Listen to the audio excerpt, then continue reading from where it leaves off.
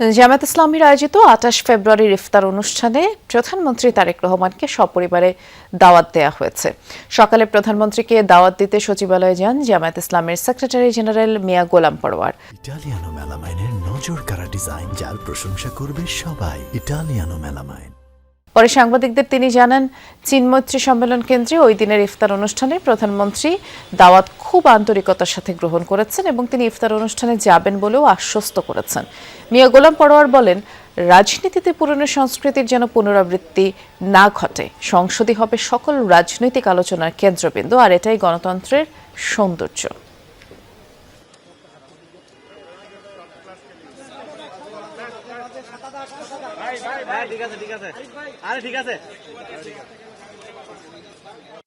আজ জামায়াত ইসলামীর পক্ষ থেকে সাংগঠনিকভাবে তার সঙ্গে প্রথম অফিসিয়ালি সাক্ষাৎ আমাদের ইফতার অনুষ্ঠানের দাওয়াত উপলক্ষে। সে কারণে দেশের মানুষের প্রত্যাশা অনুযায়ী যেন শান্তিপূর্ণভাবে পরিচালিত হতে পারে, সেক্ষেত্রে উনিও সরকারের আকাঙ্ক্ষার কথা, ইচ্ছার কথা, প্রচেষ্টার কথা তুলে ধরলেন।